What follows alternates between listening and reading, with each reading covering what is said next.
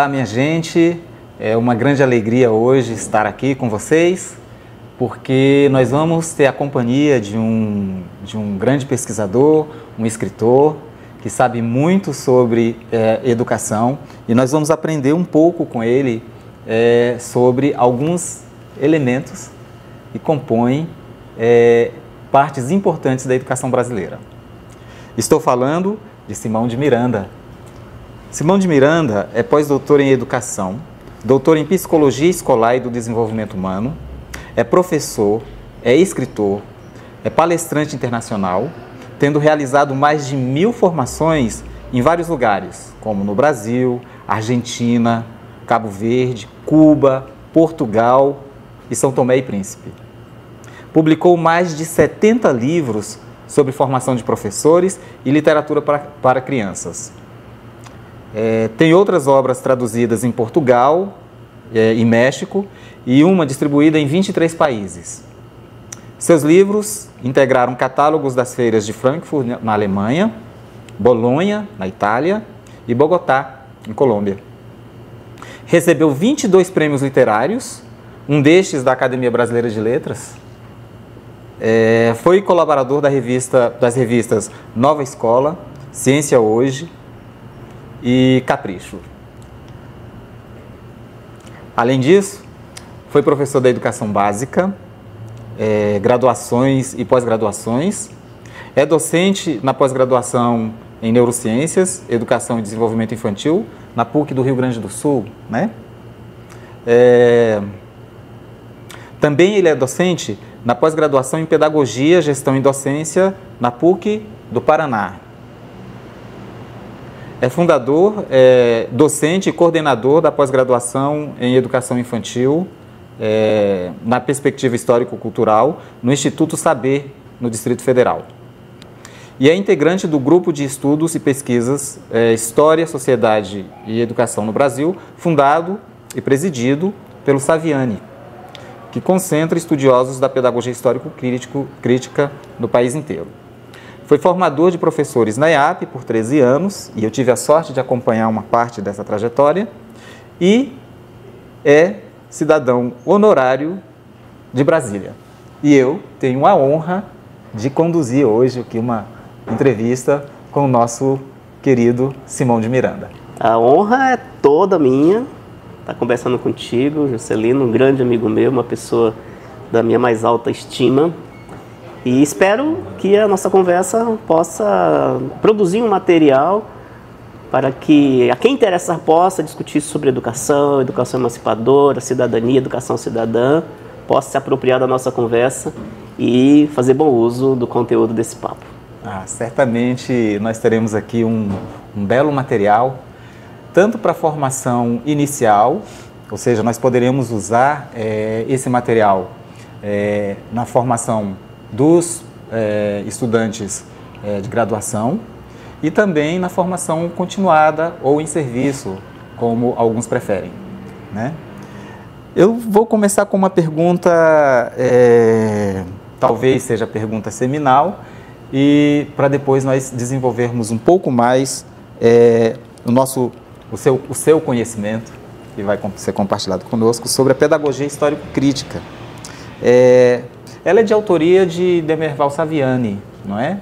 Você pode falar um pouquinho sobre esse grande autor, esse pesquisador brasileiro, para a gente? Sim, claro. O Demerval Saviani, eu falo sempre com muita alegria, com muito orgulho. Para mim e para muitos, ele é o maior intelectual vivo brasileiro. Isso sem sombra de dúvidas. Se eu tivesse que fazer uma comparação absurda, eu diria que ele está em um nível de Paulo Freire. Como Paulo nos deixou já há algumas décadas, Saviani é o cara que melhor representa o pensamento pedagógico, o pensamento intelectual brasileiro, já há mais de 40 anos. Então, esse senhorzinho maravilhoso, inclusive neste ano, 2023, é ano de aniversário de 80 anos do Saviani. Desses 80 anos, 44 desses 40 anos foi na luta, construindo uma pedagogia, construindo uma educação libertadora, cidadã, que busca superar as desigualdades sociais. E a pedagogia Saviani primeiro, para depois eu falar da pedagogia histórico-crítica, para a gente entender a importância desse homem, desse intelectual, desse professor. O Dermeval, para começo de conversa. Vamos fazer da maneira correta. Da maneira correta, porque é fácil a gente falar Dermeval.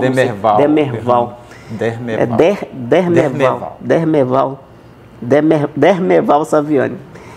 Ele é neto de imigrantes italianos. E os avós vieram para o Brasil naquela situação do fluxo migratório dos europeus, né, alemães, italianos, sobretudo. Então eles vêm para o interior de São Paulo e buscam ocupação nos cafezais. Então eles são agricultores e para ganhar a vida, enfim, né, emprestam seus serviços nos cafezais do interior de São Paulo. Os avós de Saviani não tinham instrução, então vieram numa situação assim, sem instrução, sem falar o idioma, como muitos dos migrantes, né, sobretudo o sudeste e o sul do país acolheram. E o Saviani, ele é um irmão do meio, se não me falha a memória, são 7 irmãos. E aí eles se alfabetizam, os avós alfabetizam os pais de Saviani do modo mais fora da escola, do modo mais intuitivo possível, informal, porque eles falavam italiano, aprenderam o português e depois com o português que aprenderam foram alfabetizar os pais do Saviani. Então eles são translíngues, né? Eles transitam de uma língua para outra e a partir dessa transação, dessa transição, eles se alfabetizaram. Isso é muito importante no sentido da constituição de uma identidade com o nosso país, com a nossa cultura. E viveram situações de carência, de penúria. Saviani mesmo conta, né, que por muitas vezes eles tiveram que recolher uma gramínea que dava muito no interior de São Paulo à época, sobretudo às margens da estrada, da linha férrea, que fazia o caminho pelo interior de São Paulo, que hoje a gente diria que é uma punk, uma planta alimentar não convencional, que é a serralha. Serralha com LH. Então eles recolhiam essas plantas, enfim, para fazer delas a alimentação diária deles. Então, uma situação de muita pobreza. Mas teve a escola. Então, Saviani, alguns irmãos vão para São Paulo trabalhar na indústria. Saviani vai trabalhar no banco, ele se torna bancário do Bamerindos, e a poupança Bamerindos, não continua numa boa, porque logo é escravizado, vamos dizer assim, pelas jornadas extenuantes do banco. Ele fez um concurso público, ele foi funcionário público no início de carreira no Banespa, antigo Banco Nacional do Estado de São Paulo, e aí ele se forma como professor e se interessa. Antes disso, ele se interessa, os pais se interessam muito, os irmãos também, com os movimentos populares na ditadura militar, no início da ditadura militar. São militantes. E ele logo se torna também um representante do movimento estudantil, quando ele estudava na PUC. Então ele começa na PUC de São Paulo e aí ele vai para a rua com a galera, protestar, enfim. Ele se integra de um modo muito contundente aos movimentos estudantis. Ele levou porrada de polícia, enfim. Se torna professor da PUC e continua um cara lutando pela liberdade, pelos direitos, contra a ditadura. Isso nos anos 60, entre 60 e 70. Na verdade, ele lutou a vida inteira. Duros, né?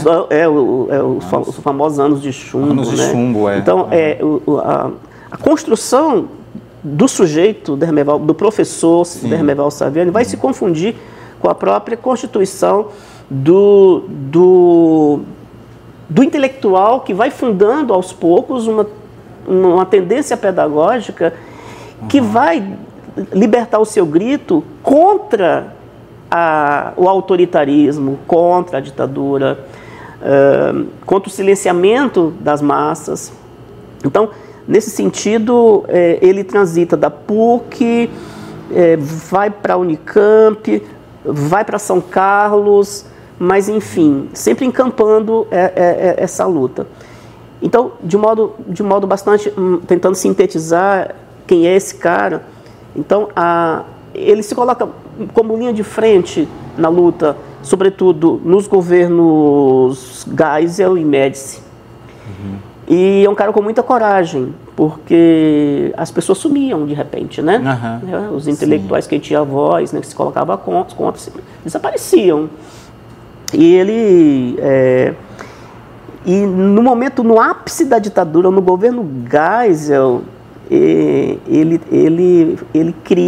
é um fundador.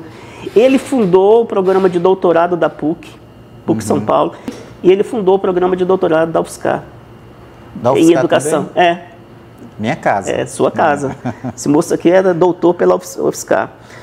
Bem, então, em 1979, no auge da ditadura, do chicote, do Geisel, ele funda dois movimentos importantes. A Associação Nacional dos Educadores, a ANE, e a ANPED.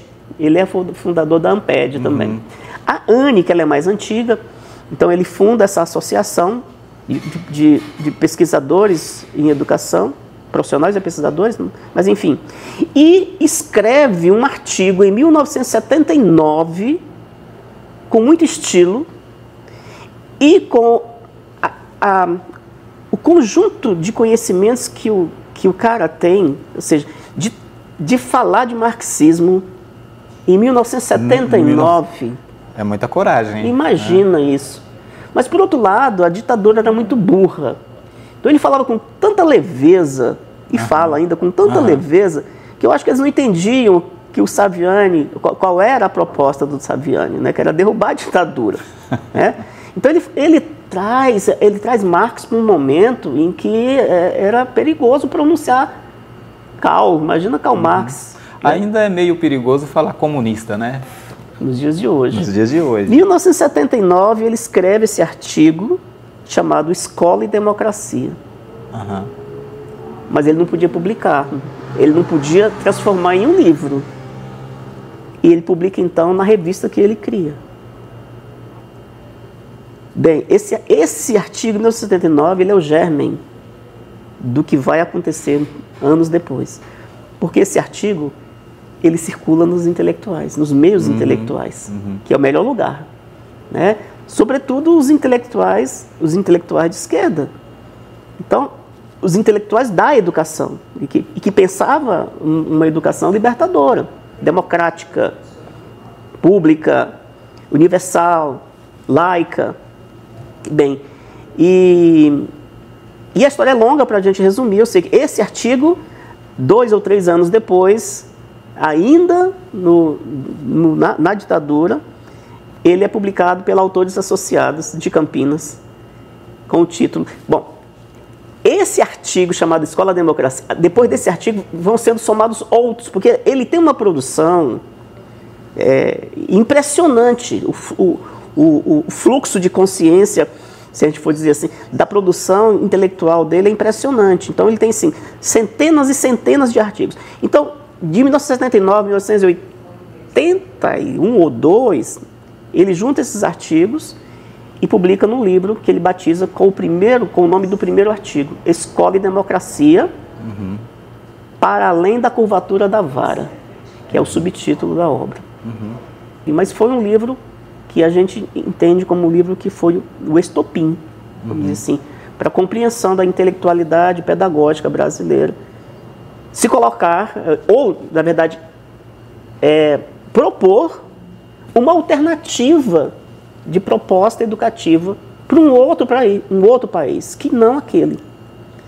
Então, o começo, né, dessa ideia nasce, né, em 1979, portanto, não é nenhuma novidade. Se a gente contar de 79 a 2023, são mais de 40 anos, 40 aí, 3 anos? 79 a 44 anos, não é isso? 44 anos. 44 anos na luta por uma escola democrática. Por escola e por democracia. Essas 3 tendências pedagógicas, freiriana, do Ferrer e Guardia, ou seja, a pedagogia libertadora, a pedagogia libertária e a crise social dos conteúdos, vão dar o caldo. Se somar aquilo que o Saviani já vinha discutindo, e qual é o elemento extra, o tempero que o Saviani coloca nesse caldo, é o materialismo histórico dialético. Então acho que a gente tem talvez um panorama. Tem uma rede aí, né? Então começa a se formar uma rede com esses autores todos para que se fermentasse o pensamento de Saviani e a criação da pedagogia histórico-crítica. Perfeito. Mas se tu me der mais um minutinho, porque a pergunta foi quem é esse cara? Sim. Então eu estou em 79, né?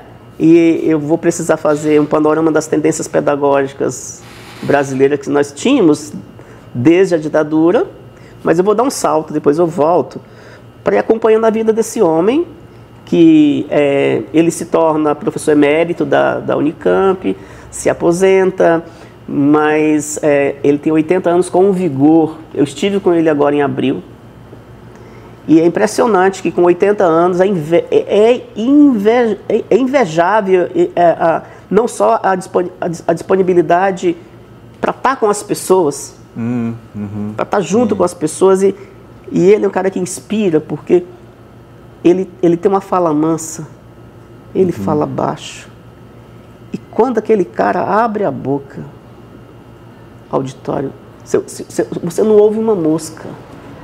Pausado, baixo, mas assim, é hipnotizante, né? Enfim.